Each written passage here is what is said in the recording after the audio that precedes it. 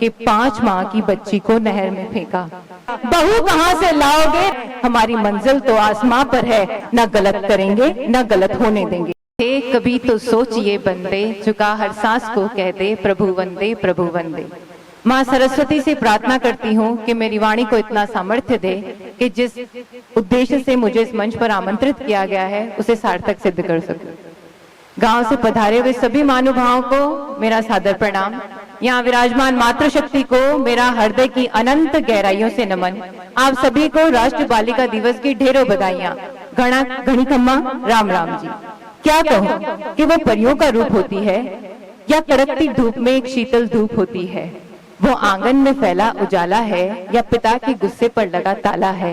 वो पर्वत की चोटी पर सूर्य की किरण है या जिंदगी सही से जीने का आचरण है वो ताकत जो छोटे से घर को महल कर दे, है वो गजल जो हर चीज को मुकम्मल कर दे, वो शब्द जो ना हो तो वर्णमाला अधूरी है, वो जो सबसे ज्यादा जरूरी है। ये नहीं कहूंगी कि हर सांस साथ होती है, क्योंकि बेटियां तो बस एहसास होती है।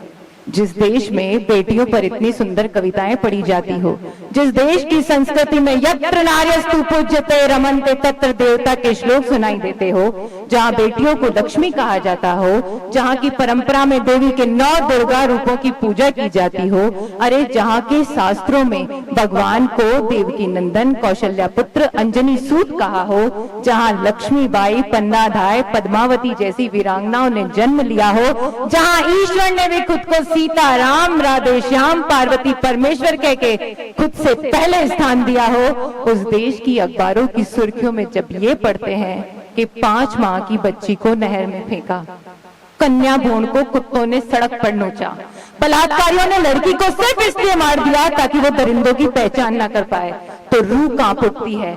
आज भी कितने ही घरों में बेटियों की पढ़ाई के खिलाफ है लोग, लेकिन उन्हें अपनी बीवी के लिए एक लेडी डॉक्टर चाहिए। आज भी कितने ही घरों में टीवी सोफा फ्रिज कूलर इसलिए नहीं खरीदे जाते क्योंकि वो अपने बेटे के दहेज का इंतजार कर रहे होते हैं। औरत की लंबी जुबान से सबको परेशानी है, लेकिन गूंगी लड़की से शादी कोई नहीं करना चाहता। अरे नियत आदमी की खराब होती है और घूंघट औरतों को उड़ाए जाते हैं। सच ही तो कहते हैं कि बेटियां सुरक्षित नहीं है। इस दुनिया की सबसे महफूज जगह माँ की कोख, जहाँ सूर्य का प्रकाश भी उसकी संतान को माँ की अनुमति के बिना नहीं छू सकता। अगर बेटियां वहां सुरक्षित नहीं है तो दुनिया के किसी कोने में बेटियां सुरक्षित नहीं हो सकती।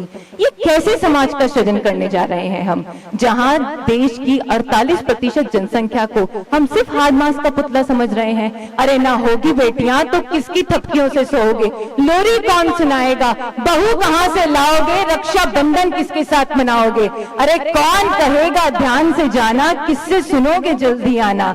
नारी प्रीत में राधा है, गृहस्थी में जान की, काली बनकर सर काटे जब बात हो सम्मान की।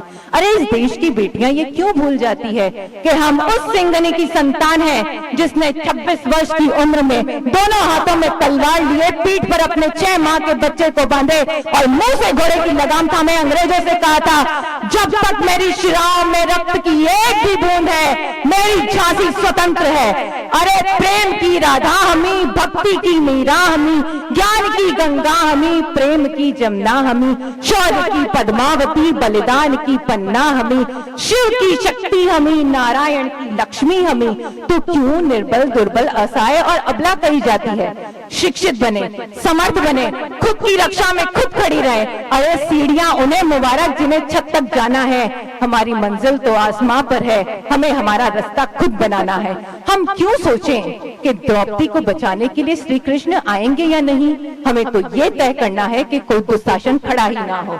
हम क्यों कहें कि इस युग में सीता के लिए हनुमान होगा या नहीं, हमें तो किसी रावण को खड़े ही नहीं होने देना है।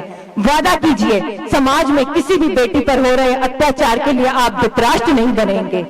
हमें सिर्फ खुद की सोच को बदलना है, सिर्फ खुद को समझाना है, न गलत करेंगे न गलत होने देंगे। समाज में हर एक बेटी को विदुषी और हर एक लड़के को निधि विधान बनाएंगे। यहाँ बैठी मातृशक्ति से आवाहन करती हूँ, वादा करें आज मुझसे कि हर माँ एक मजबूत माँ बनके दिखाएगी और हर बेटी को एक जिम्मेदार बेटी बनाएगी। यहाँ बैठे लोग अगर अपने अपने घर तक भी इस बात को ले गए तो सच मानिए आज का समारोह सफल हो जाएगा।